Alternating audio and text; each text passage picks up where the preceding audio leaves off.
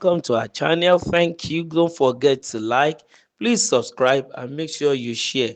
In 2023 tribunal, Tinubu indicated plans to call 39 witnesses, but ended up calling only one, who says so, John Mayaki, the chairman of Edo State Media and Publicity Directorate for the All Progressive Congress Presidential Campaign Council in 2023. And this has to do with the Edo State Governorship Tribunal that is going on, Governorship Election Tribunal.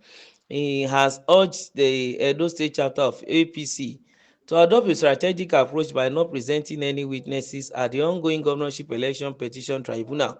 According to a report by Vanguard, Mayaki stressed that the responsibility to prove any allegations against the election of Sunday Monday Okpebolo, the senator, lies entirely with the petitioners, the People's Democratic Party and its candidate, Asue Ighodalo.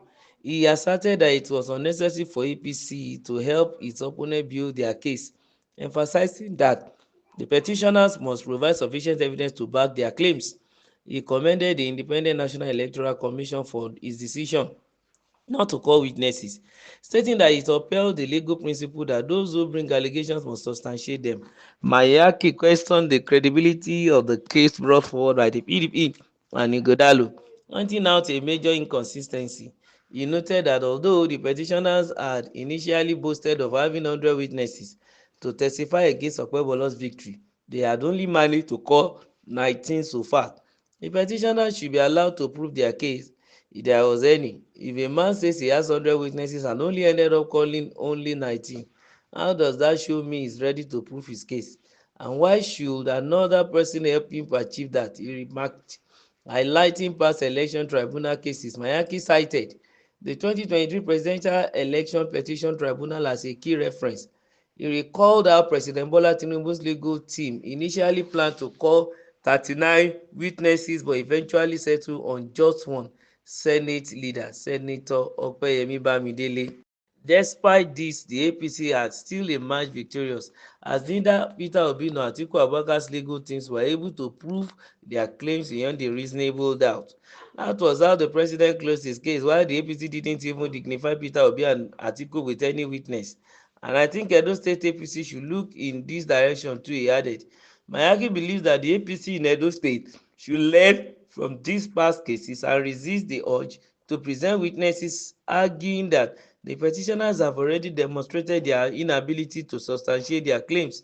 He maintained that allowing the PDP to struggle with their case without external support will further expose the weaknesses in their petition and solidify Okpebolo's victory. Well, those are the ways of lawyers and legal practitioners. They know the best.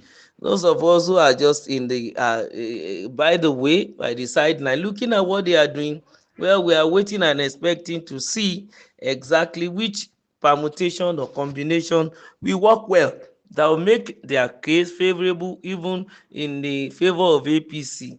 Of course, it is left to them. If PDP, like the man rightly said, decided to present 100 witnesses and he streamlined them to 19, it's his own cup of tea. To him, well, it seems as if the petitioner happen to be PDP and Asue Ighodalo are not serious. But then that doesn't necessarily mean that, because it's possible that it is the same set of people, the set of people they want to present up to 100 might have the same set of story. Why not streamline them instead of using it to waste the precious time of the tribunal? It is very, very important. If that is the reason for the streamlining, of course, it is respectable, it is notable, and it is okay. It is okay by all standard, instead of wasting the precious time of the tribunal, also knowing fully well that the tribunal has a time limit based on what is in the electoral act for all this matter to be done with, and then the judgment to be settled before then. But eventually if they continue to present witnesses and the time elapsed on them, then probably they might not even get the necessary justice they need because of what the electoral act has said. But at this level, if their reason is simply to streamline the number of people they need to present, knowing fully well that repetition will be the case, and also to make sure they run against the time, I think it's a welcome development. They won't waste the time of the court, and even the populace too that are following the case back to back will be able to see it in a jiffy and in a nick of time. Then will come to a concluding end or a conclusion. But then in the case of APC, of course, if a strategy works in 2023 presidential election and then they feel that it's going to carry the day now, why not adopt it, since it is necessary for them to also win this case? And also, of course, it is wisdom for them not to help the petitioners to build his case. You don't need to add flesh and blood and bone and marrow even onto the case, since they are not the one petitioning the situation, the case. They are only there to defend, like the INEC too. If that formula will assist, of course we expect them to use.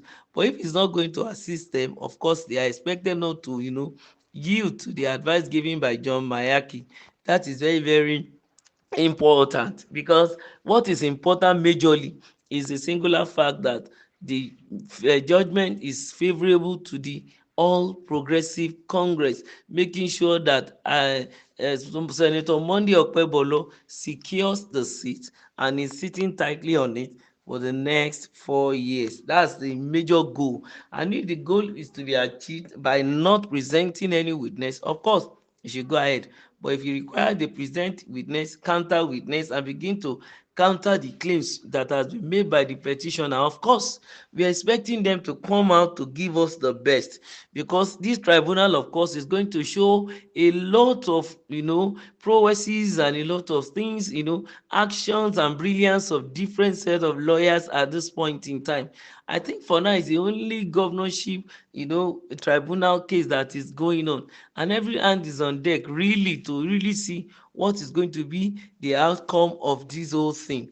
And not for us to forget that because this case is already before a lawful tribunal, there is limit to what we can say concerning the case. Of course, the judgment is left for the justices that are in the tribunal panel to do justice to it. And also it is the onus also lie on them to allow the defendants also to examine and cross-examine and to defend the so-called petition. And then at the end of the day, both ends will close their case and then they come to a definite conclusion. I mean, the justices can come out with a conclusion that is basically the judgment they are going to give concerning the case. But be it as it may, of course, the ball is in the court of the defendants as the APC now, not INEC, because INEC has already charted its own course by not presenting anyone.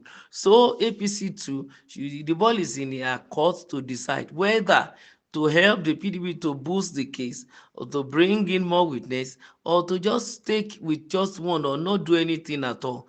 But we are looking forward to a better justice system and a better judgment. Don't forget to like, to share, and to subscribe to our channel. Thank you.